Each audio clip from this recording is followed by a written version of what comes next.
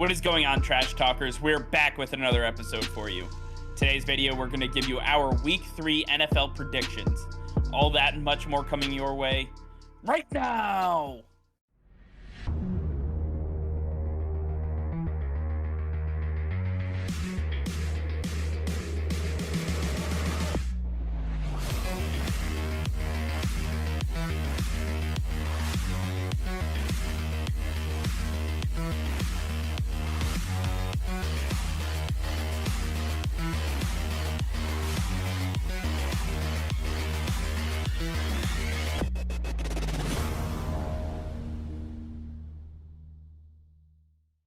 All right, Nick. Well, I am finally back, and we have a lot to get to today. And listen, I understand that the solo recording was going well for you, but we have Week 3 matchups that we have to get to, and some really interesting ones. So let's start off with the Arizona Cardinals at the Jacksonville Jaguars. Yes, I mean, it's definitely not the most interesting game that we have on the schedule for this week, but I think there are some things that we want to take a look at, and more specifically, we want to look at Trevor Lawrence. Can Trevor Lawrence reduce the interceptions? Week 1, he threw 3 interceptions.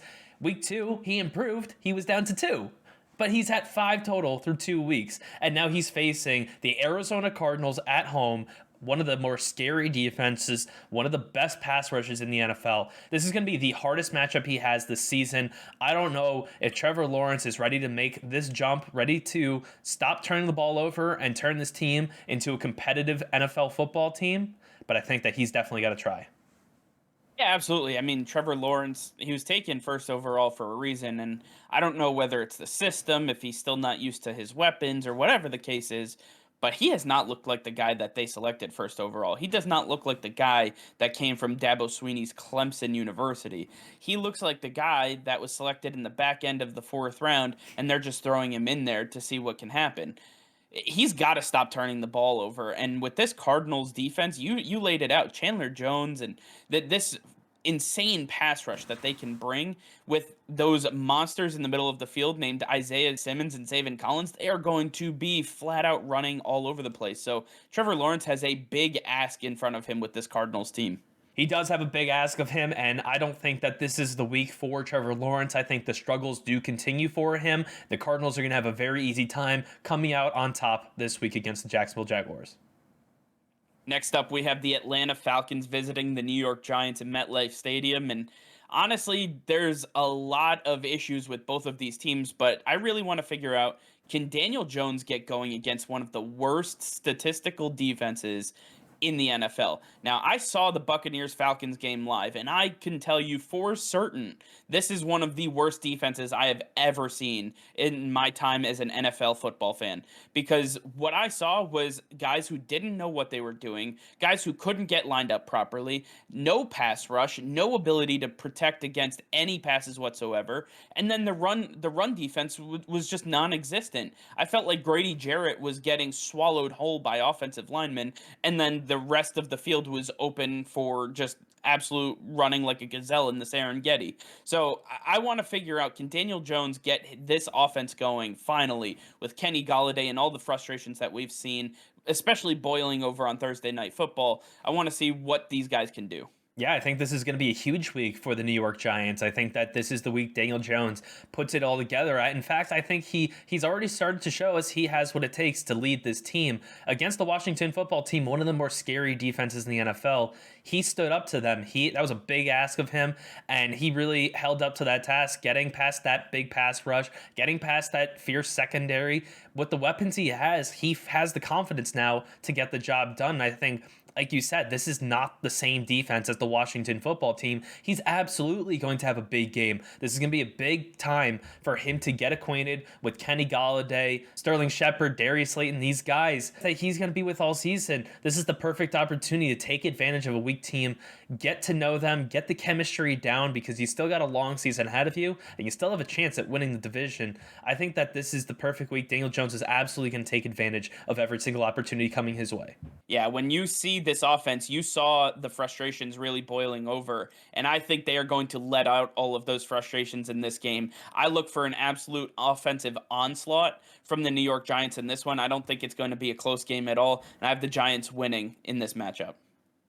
Next up, we have the Baltimore Ravens visiting the Detroit Lions. Yeah, for this matchup, the big key for the game is going to be, can the Ravens find a real RB1 to take over? Right now, you've got a loaded backfield that is just a revolving door at this point, and it just got even worse. You had Tyson Williams there, then Latavius Murray came into the picture. In week 2, Devonta Freeman got upgraded. Now we see Le'Veon Bell get upgraded to the 53-man roster. These are a lot of running backs. I think one of them has to find their way as the true RB1 because that's the only way you're going to find some consistency in this offense. I think that there's really two guys up for the job, Tyson Williams and Latavius Murray. These guys have really shown that they are up for the task, that they can take the load, both of them having over 10 rushing attempts last week each. I believe that there is opportunity for one of them to truly find their place as the RB1. I think this is going to be a very good week to see which one can take that position over. They're facing the Detroit Lions. There's going to be plenty of opportunities for them to rush the ball and figure this out. Yeah, the Detroit Lions have an interesting opportunity here because of the lack of running back consistency that we see from the Baltimore Ravens. They have the 15th best rushing defense right now, and they could honestly work on that and really hold this running back core to the ground because there's not somebody who can get going. There's no continuity that you can find in this grouping. And at the end of the day, the best running back is Lamar Jackson. Now, if Le'Veon Bell can come in and be the Le'Veon Bell that we saw with the Pittsburgh Steelers and not the Chiefs and Jets version, then I think they found themselves an RB1 for sure. But Tyson Williams, he struggled a bit. And then on top of that, Latavius Murray, he's great for getting you 2 or 3 yards, but he can't do that consistently. He's going to be a goal line back. And then Devonta Freeman, he has not been the same guy that he once was when he was with Tevin Coleman with the Falcons offense. I think that his time is pretty much over in the NFL. This is a last-ditch effort, but at the end of the day, this is a luxury for the Baltimore Ravens, and I think that they're going against the Detroit Lions, where this is an opportunity for them to figure it out rather than have to worry about their opponent. Yeah, we're both on the same page with this one. We both have it going the same way. The Baltimore Ravens will easily come out on top in week 3 against the Detroit Lions. Next up, we have the Chicago Bears at the Cleveland Browns, and this is going to be an interesting one as Andy Dalton got injured in the Week 2 matchup that the Bears had, and now it seems like it could be Justin Fields' time, and I want to see if Justin Fields can hold on to this job because Matt Nagy has already come out and said that if Andy Dalton is healthy, the starting job is his. But if Justin Fields can come out and absolutely light this thing up, if he can show that he has the offensive output to really take a hold of this offense, then Matt Nagy's going to be in a no-win situation if he continues to go with Andy Dalton. I think Justin Fields has an opportunity here to really show Bears fans and the entire NFL what he's made of, and this is an opportunity he cannot squander. So I want to see what he can do against the Cleveland Browns, who are an elite defense and an elite team that they're going to be going up against. Yeah, I think when we look at what the Cleveland Browns defense did last week against Tyrod Taylor, I know that Justin Fields can do everything that Tyrod Taylor did and then some. So I expect if Justin Fields is really starting this game, I think that this is a great opportunity for him to show the entire NFL what he's truly made of. Is he the next Deshaun Watson? Is he the next elite quarterback in the NFL? This is his time to prove it against one of the more scary defenses, a team that with the weapons he has, I think that he could really make the most of it. He's got insane athletic ability. I know he's better than Andy Dalton. I've been rooting for this guy to be the starting quarterback since he was drafted by the Chicago Bears. I think that this is where he takes over as a starting quarterback, and he proves just why he was worth trading up for in this year's draft. Absolutely. And I think Justin Fields is going to do just that. I think he has an opportunity. He's not a guy that's going to squander opportunities. And I believe that he is going to ignite a fire in this offense. However, I do not believe that the Bears come out on top. I think that the Cleveland Browns are just too strong on both sides of the ball. At the end of the day, while I expect the Bears to put up some points, I believe that the Browns offense is going to be able to put up more points, especially with Odell Beckham Jr. coming back. This is not going to be a fun game for the Chicago Bears defense. Either way, the Browns come out on top. Next up, we have the Cincinnati Bengals at the Pittsburgh Steelers. Yeah, the key matchup here is going to be which one of these explosive offenses can actually get the job done. Joe Burrow has been struggling a little bit so far this season, throwing 3 interceptions last week against the Chicago Bears. And then we have the Pittsburgh Steelers where Big Ben, everybody's saying he looks rejuvenated. His career looks revitalized. He looks thinner. He looks more athletic than ever. And then the offense is just very stagnant, not able to do much at all. These are supposed to be one of the more high-powered offenses for both teams. Why are they not performing up to that level? And it's really going to come down to which offense can be more explosive. And I want to see Joe Burrow ignite with Jamar Chase. I want to see Big Ben ignite with Deontay Johnson and Juju. I want to see these guys get going. There's too much talent on the offensive side of the ball for them to not be putting up astronomical numbers week in, week out. So I want to see both these quarterbacks bring their A game. I want to see this be a really high scoring game. I want to see them prove just why they're supposed to be some of the best quarterbacks in the NFL. Yeah, two highly touted wide receiving trios, really good running backs behind these quarterbacks, and obviously you have Big Ben with his storied career and Joe Burrow with so much potential budding out of him. It's going to be one hell of a matchup, and obviously a divisional matchup at that. I'm really excited to see what both of these offenses can do. I believe that Big Ben needs to get back to his ways of getting the ball out quickly, letting his running backs, essentially move the ball downfield for him, and then striking when the iron's hot with Deontay Johnson, Juju Smith-Schuster, and Chase Claypool. On the other side, it seems like Jamar Chase has found a way to locate the football when it's in the air. And on top of that, Tyler Boyd and T. Higgins look primed to really break out this year. So I'm excited for what both of these offenses can do. Now, these are going to be two very high-powered offenses. I expect a lot of scoring in this game, but I will be going with the veteran talent. I will be going with the Pittsburgh Steelers to edge out the Cincinnati Bengals in this Week 3 matchup. Definitely going to be a close game, but next up we have an even closer one, the Indianapolis Colts visiting the Tennessee Titans, and this is going to be an interesting one because we just saw Derrick Henry absolutely annihilate the Seahawks defense. I want to see, can Derrick Henry continue to bludgeon these defenses? Can he get back to the form of last year where we saw him rush for over 2,000 yards? He was limited in week 1. Week 2, he came out on top. Which Derrick Henry are we going to be getting? Did the Tennessee Titans figure out how to block for him once again? Or were they just in a bad situation against the Arizona Cardinals? So, I want to take a look at this, and when you see the Indianapolis Colts, they have a pretty decent defense. They have key talent at all three levels of the defensive side of the ball. They're going to be able to really put the pressure on Derrick Henry, and on top of that, the Tennessee Titans are relying on Derrick Henry to get this ball moving because that's what opens up things for Ryan Tannehill to get the ball to Julio Jones and AJ Brown, who both have seen slow starts to their season. So I want to take a look at Derrick Henry, and his 35 rushing attempts last week are going to have to be replicated essentially against the Indianapolis Colts. That way the Titans can continue to play ball control. They keep time of possession on their side, and essentially they're going to be the team in this division. Yeah, I'm going to tell you right now, I don't have faith in Derrick Henry this week. I don't think he's going to get 35 rush attempts this week. When we saw them face the Indianapolis Colts the first time last season, which was the only time DeForest Buckner, the defensive tackle for the Indianapolis Colts, played, Derrick Henry is held to minimal yards. Not only is DeForest Buckner fully healthy and playing in this game, but now you have first-round pick Kwity Paye on that defensive line and Darius Leonard at linebacker. These three guys are absolutely going to stop Derrick Henry in every single rush that he's going to have.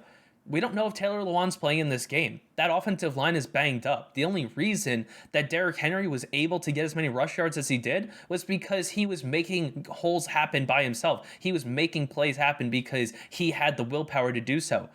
That willpower is going to be beaten down right from the get-go because those massive men I talked about are just going to absolutely beat him down every single time. They're not going to let him get going. It's just going to be an absolutely bad game for Derrick Henry and the rest of the Tennessee Titans offense.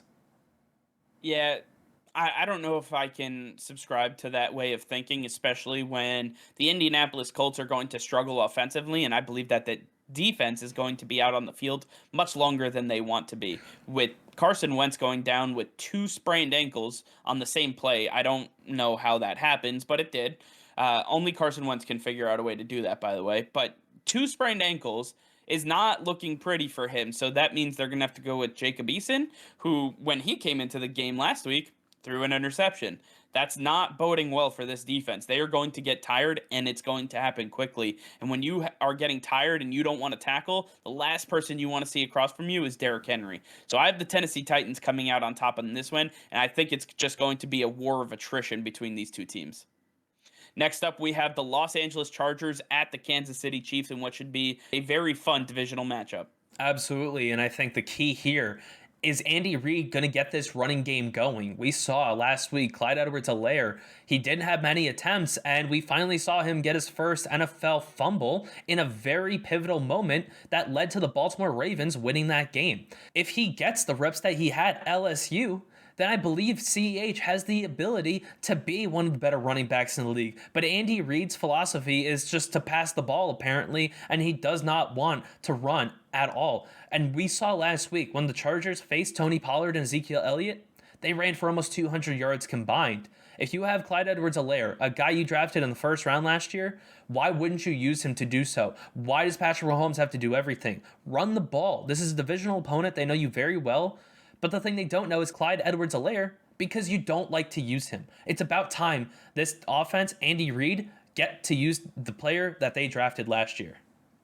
I mean, it's mind-boggling the fact that CEH is not used in a way that really propels this offense, because when you look at the history of Andy Reid, Brian Westbrook, LaShawn McCoy, these guys have really propelled their offenses. And then when he came to Kansas City, he had Kareem Hunt, who was absolutely phenomenal until he had his legal troubles.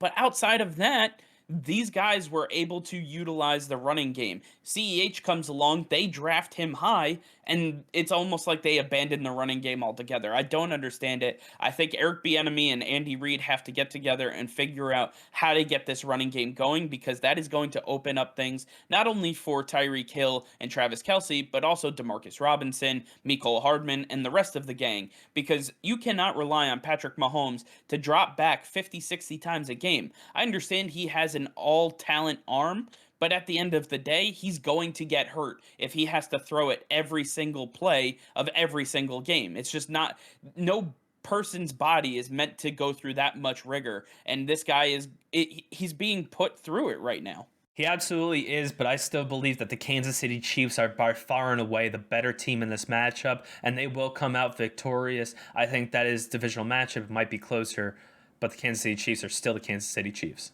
Next up, we have the New Orleans Saints visiting the New England Patriots in what should be one hell of a matchup. You have the offensive-minded guru and Sean Payton going up against the defensive genius in Bill Belichick. This is going to be a matchup for the ages, and when you take a look at these two teams, the question becomes, can Jameis Winston limit the turnovers against this top-rated pass defense that the New England Patriots have? You saw Zach Wilson throw 4 interceptions against this defense last week, and now Jameis Winston, who has a propensity for throwing interceptions and also fumbling the football, can he limit those turnovers? Can he protect the football and give Alvin Kamara and this offense a chance to work against this defense? Because where we saw the defense struggle was in the rushing game. And if Alvin Kamara can work his way through this defense, then it's going to tire them out, and hopefully Jameis Winston will have more open lanes to throw to. On the other side of the ball, this defense is no joke. Even without Stephon Gilmore, these guys can ball hawk any quarterback that comes their way. The defense has an incredible pass rush, and that leads to errant throws that either sail over the wide receivers, or they come out too early or too late and get sacks or interceptions. So at the end of the day, this is going to be a question. Jameis Winston, are you going to be 2020 or are you going to be 2019? Yeah, Jameis Winston, he's got a tough matchup ahead of him. He faced the Carolina Panthers last week and didn't fare very well. And, well, the Patriots defense is much better than that. The pass rush right now for the Patriots is off the walls. Getting to the quarterback consistently, the amount of pressure on Jameis Winston is going to be a lot for him to handle, and he's not cool under pressure. He's going to throw some errant passes that are going to go for interceptions. I think that's just a fact that we have to understand. But can he limit it? I don't think so. I just think that Jameis Winston is going to do Jameis Winston things, because his excuse is going to be, oh, I don't have the talent around me to play at an elite level, so you can't expect me to not throw turnovers when I'm trying to win a football game. That's not a valid excuse. And Jameis Winston is going to continue to fall in that until Michael Thomas returns. I just don't think that Jameis Winston or the rest of the Saints team has what it takes to get past this Patriots defense right now, and Jameis Winston is going to continue to struggle. Yeah, I'm right there with you. I think at the end of the day, with the lack of weapons on the offensive side of the ball, Jameis Winston is going to be forced to make some tough decisions, make some tough throws. And with this ball hawking secondary that the Patriots harness on top of their elite pass rush, I think that they're going to get into Jameis Winston's head and they're going to dominate that side of the football. And when you have Bill Belichick's way of doing things, you saw Damian Harris can control time of possession. Mac Jones is very smart with his reads and really, just moves the ball in between the 20s and lets his guys do the rest. I think this is an opportunity for the Patriots to really show where they are in the landscape of the NFL, and I think they come out on top against the New Orleans Saints. Next up, we have the Washington football team visiting the Buffalo Bills. Yeah, this is going to be a big matchup for the Washington football team, especially for Taylor Heineke. And can Taylor Heineke prove that he is the real long-term solution for the Washington football team at quarterback? Can he really be the guy that takes over this offense and they can rely upon to take them to be a playoff team, even make it deep into the playoffs? Taylor Heineke came on strong late last season when he made his first NFL appearance, and he continued that in his third start of his career when he faced the New York Giants. But this is a completely different task. The Buffalo Bills are no joke. They just held the Miami Dolphins to 0 points. Even with Tua Tagovailoa on the field, that offense was doing absolutely nothing. Now you got Taylor Heineke with a similar offensive line to the Miami Dolphins. That pass rush is going to be fierce in his face. Can he handle the pressure? I think that he's up for the task. I think that he's going to put a solid game together. That doesn't mean I think they're going to win the game, but I believe that Taylor Heineke is going to prove once again that he has the arm talent to be a starting quarterback in the NFL. Yeah, I mean, the question really remains, not only can Taylor Heineke prove that he could be the long-term starter here, but can he utilize the weapons around him in the way that'll keep this game competitive? He's got Antonio Gibson and JD McKissick behind him. On top of that, Terry McLaurin is one of those guys that can get open against any defense. And when you look at the third options that they have, you have the Diami Browns, you have the Cam Sims. Those guys are going to be able to get open here and there. I want to see Taylor Heineke really fit some balls into tight windows. I want to see him carve up the second and third cornerbacks on this defense, because guess what? Tre'Davious White is no joke, and if you go at him, you're going to throw interceptions. It's just that simple. But this offense has an opportunity to prove something against this defense. And if Taylor Heineke can make sound decisions and really focus on getting the ball where it needs to go, I think that the Washington football team have a really strong chance of being in this game late. They have a chance at being in this game late, but they won't be able to get the job done. The Buffalo Bills are just too sound all around. This offense is too potent. The defense has too many stout players. I just think that the Buffalo Bills are primed in the NFL right now to be one of the top teams, and they're going to prove such in this matchup. The Buffalo Bills will come out on top in Week 3. Next up, we have the Miami Dolphins at the Las Vegas Raiders, and the Miami Dolphins come off of a shocking loss after narrowly winning their Week 1 matchup against the New England Patriots. The problem is, we just saw Tua Tagovailoa go down with what seems to be a rib injury, and he is considered week to week. So the fact is that he most likely won't play in this matchup, leaving it all up to Jacoby Brissett. Jacoby Brissett, while he's a decent quarterback and a great backup, I think he has his own issues. And my question is, can the Raiders play at or above the level of their competition with Tua Tagovailoa being out? Are they going to play down to the Dolphins because Jacoby Brissett is in and it's not Tua? At the end of the day, I believe that the Las Vegas Raiders benefit from being at home in the Death Star with that crowd. I think that is going to be one thing that's going to help propel them. On the other hand, they do have a propensity for playing down to their competition, and John Gruden, no matter where he's coached, has always had this issue with his players. And it's going to be a struggle for them. However, I believe that they have the requisite talent to get the job done. And I don't think that they're going to be held back by playing down to their competition just because of the lack of expertise and execution that's going to be coming from the quarterback position. Mark my words, this is going to be the game where we see the Las Vegas Raiders for who they truly are. Like you said, they're going to play down to their competition. I think that because Tua is not playing, they actually have a chance at winning this, but this is going to be way closer than anybody expects. You saw them play great against Pittsburgh and against Baltimore. This is not the same Miami Dolphins team that played the Patriots in week one. This is exactly what we saw in week two, where they put up no points against the Buffalo Bills and gave up 35 points.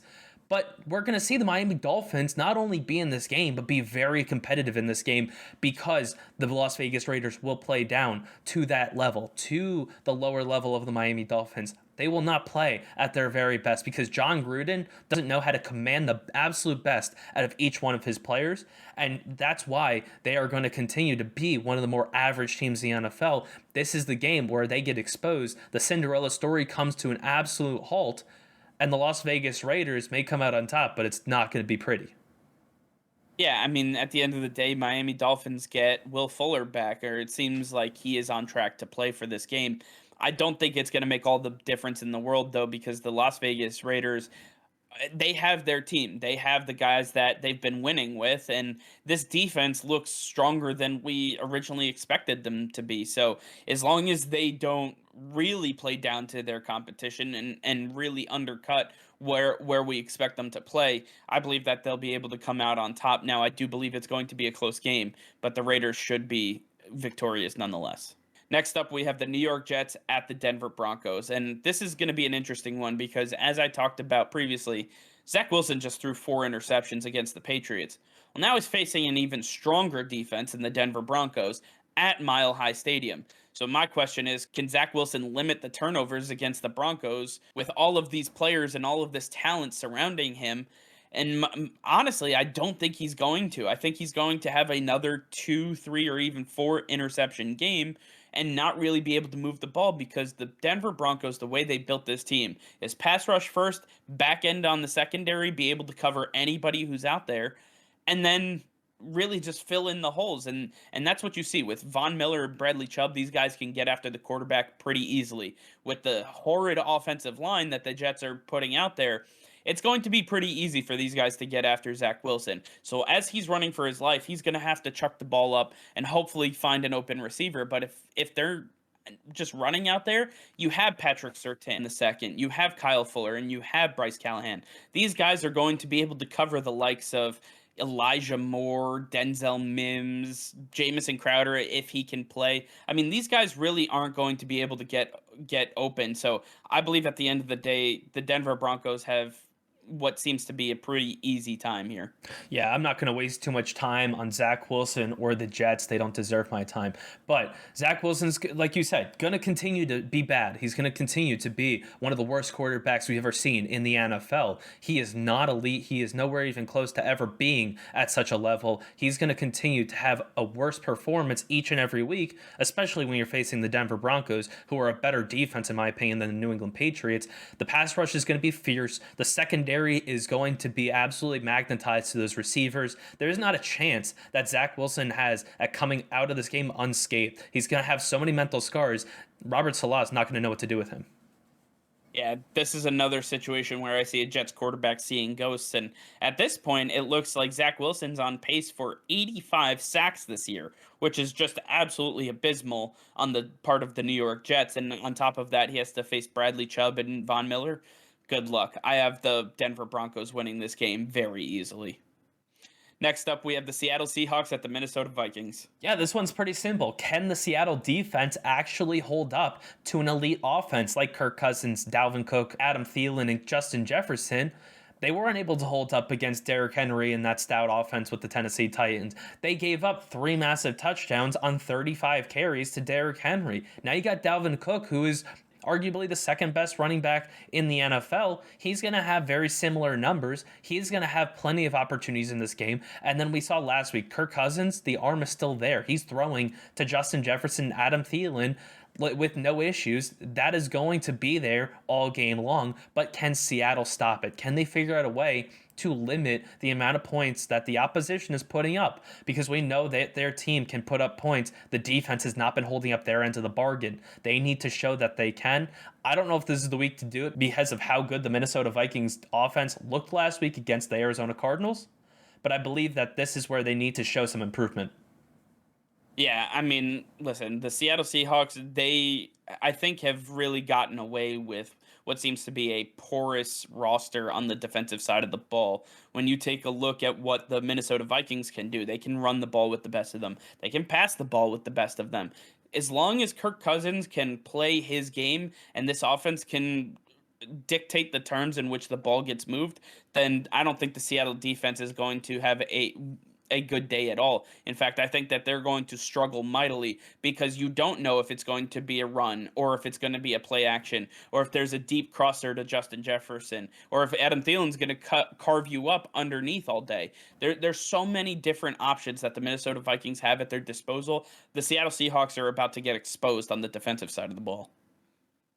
It's going to be a very close matchup nonetheless, and I think that it's going to come down to the final possession of the game. I believe that the Minnesota Vikings are just a better team all around, that Danielle Hunter looked great, and he's going to continue that success. This is going to be a very big win for the Minnesota Vikings, their first of the season. Next up, we have the Tampa Bay Buccaneers versus the Los Angeles Chargers in what should be the matchup of the weekend. Taking a look at the Buccaneers and what they have to offer, this is an elite team. We know what we have in these guys. Tom Brady throwing the ball to Mike Evans, Chris Godwin, Antonio Brown, Rob Gronkowski, and the bunch. These guys can all score at will. They are surgical when it comes to the passing game. On the other side of the ball, you have Matthew Stafford and his elite group of receivers headed by Cooper Kupp and Robert Woods. What these guys can do is nothing short of phenomenal. So my question is this an NFC Championship preview? Because these two teams are so strong on both sides of the ball that we're looking at arguably the two best teams in the NFC, and we're getting it in week 3. I can only imagine what we're going to see moving forward and through the rest of the season. Whoever comes out on top in this one is going to have the easy road to the number 1 overall seed in the NFC because they're going to have the leg up on this competition. I don't expect either one of these two teams to lose many games this season, and with the way both offenses are playing and both defenses are really shutting other offenses down, it's going to be one hell of a matchup. This is like that time-old question: when an immovable object meets an unstoppable force, what happens? We're about to find out on Sunday. We absolutely are. This takes me back to last year when we saw the Green Bay Packers head to Tampa Bay to take on the Buccaneers. That was our NFC Championship preview last year. This, I agree with you. This is the NFC Championship preview this year. The Rams look fantastic. Really, the only other team in the conference that can get in their way is the Arizona Cardinals. And to me, the Los Angeles Rams, they just have the veteran leadership on both sides of the ball. They are coached up extremely well. I think that they are the second best team in the NFC and the best chance at absolutely stopping the Tampa Bay Buccaneers this season. It's going to be one great matchup, one high scoring game. I expect the defenses to pretty much be out of it, and for Matthew Stafford to go one-on-one with Tom Brady all game long. It's going to be absolutely fun to watch. I hope this game gets flexed because it absolutely deserves to be so. But at the end of the day, we are truly in for one of the best games all year. Absolutely. And taking a look at this matchup, that you said it best. Both of these offenses are going to be dictating the terms of how this football game goes. I think the defenses are going to be non-existent. Even though you have great players on the defensive side of the ball for both teams, at the end of the day, these offenses are just too strong. They can score at will. I do see the Tampa Bay Buccaneers coming out on top in this one. I believe that Tom Brady and his precise surgical way of passing the ball is going to carve up the defense, even with Aaron Donald and Jalen Ramsey on the other side of the coin. Then you have the Buccaneers defense, who has been able to gain pressure and get stops in key situations all season long, and even all of last year they were able to do the same thing. I believe this is going to be one hell of a matchup. It's going to be an absolute slugfest, but the Tampa Bay Buccaneers come out on top. Next up, we have the Green Bay Packers at the San Francisco 49ers for our Sunday night football matchup. So the matchup here is really going to be, can the 49ers offense compete against an elite NFC team? Because when we look at their first two matchups, they faced the Detroit Lions in week 1, and then in week 2, they faced the Philadelphia Eagles, who lost one of their best defensive players, so they really had an easy time in week 2 as well. They have not faced elite talent. Now you face the Green Bay Packers, albeit not one of the best defenses right now in the NFL, but I believe that this is a massive step up over the competition they have faced so far this season. And so we're going to really put Jimmy Garoppolo to the test. Can he really keep this offense afloat with the weapons that they have, or really the lack of weapons that they have? It's going to be one true test for them. A lot of people are high on the 49ers just because they are an undefeated team at 2-0, but I believe that this is where they get absolutely exposed by the Green Bay Packers. We saw the Green Bay Packers defense starting to light it up towards the end of week 2 against the Detroit Lions, and that's going to continue over as they head to Levi Stadium. This is not going to be a very good matchup for the 49ers this week. Listen, anybody clamoring for the San Francisco 49ers to be a top 10 team in the power rankings is just straight delusional at this point. I mean, these guys haven't faced anything close to what should be considered elite competition or even good competition. You talked about the Eagles and the Lions. Now they're facing Aaron Rodgers and the Packers. This team just put up 40 points at will, and they're going to be able to do that again against the San Francisco 49ers. Listen, I understand that Niners fans are high and they want their just desserts when they can get it, but it's not coming at this point in time, and especially not after the Packers absolutely dismantle this defense. On top of that, you have the 49ers offense, who is still trying to figure out who can take over at the running back position. Eli Mitchell looks like he could be poised to do that, but is it Trey Sermon? What happened to him? Why is he not playing? Is Michael Hasty going to play this season? And then is Brandon Ayuk alive? Like, can we find this guy? Do we need to send out an APB? Honestly, I might have to call the San Francisco Police Department and see if they can locate this guy for Jimmy Garoppolo in this offense, because it seems like they can't find him. George Kittle, I don't know what he's doing, but he's not getting looks. And Deebo Samuel's about to get double covered. I don't know what more the San Francisco 49ers can do, and it's still not going to be enough. So at the end of the day, I think the Green Bay Packers are green lighted for a smooth victory. Yeah, you have it right there. The Green Bay Packers, by far and away the better team, offense, defense. They've got the full package compared to the 49ers. This is where Kyle Shanahan gets put in his place. That ego comes down a notch or two, and the Green Bay Packers come out victorious in this Week 3 matchup. Finally, our Monday Night Football matchup, we have the Philadelphia Eagles visiting the Dallas Cowboys in what should be one hell of a contest. These two teams do not like each other. The Eagles, the Cowboys, the NFC East, everything we know about football comes from these guys. And at the end of the day, my biggest question comes from the Dallas Cowboys. Is Zeke being replaced by Tony Pollard? That is the question, because when you take a look at the numbers, Tony Pollard has more rushing attempts, more rushing yards, more targets in the pass game, more receptions, and more receiving yards. This guy is the do-it-all tool that this Dallas Cowboys offense needs. And after paying Zeke, it seems like they're just moving on from him. Like they're just not going to utilize him in a way that we all expected. And I don't know if that's to preserve him toward the end of the season, if they're just using Tony Pollard to show off what they have as a secondary weapon in the backfield. Nonetheless, Dak Prescott can't do it by himself. And if Zeke's being replaced, then Tony Pollard has to show up as an RB1 for this team. I don't know if that's necessarily his role. So I really need Mike McCarthy to figure out what he wants from his running back position, especially Ezekiel Elliott.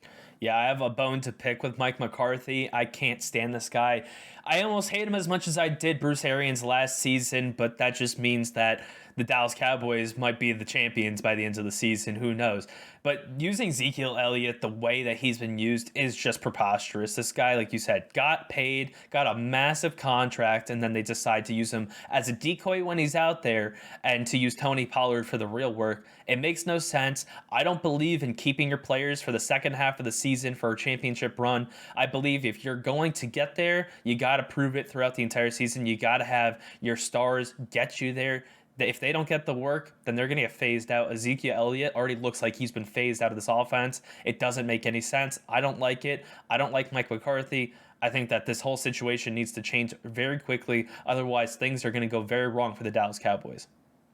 Yeah, listen, at the end of the day, the Dallas Cowboys are the better team here. So figuring out who the RB1 is sort of a blessing in disguise. Going against the Philadelphia Eagles, who just lost Brandon Graham, they're really going to be able to put on an offensive show if they choose to. You know, Darius Slay and Fletcher Cox can only do so much, where the rest of this defense has to really show up. There's 9 other guys, and I don't think they're going to be able to do all that much. Amari Cooper is questionable, so we got to look at the ground game to really get things going. I'm looking at Ezekiel Elliott to prove why he got the money that he did, why Jerry Jones had to open up that pocketbook for him. So I look for Ezekiel Elliott to have a strong day, as well as the Dallas Cowboys to come out on top in this one.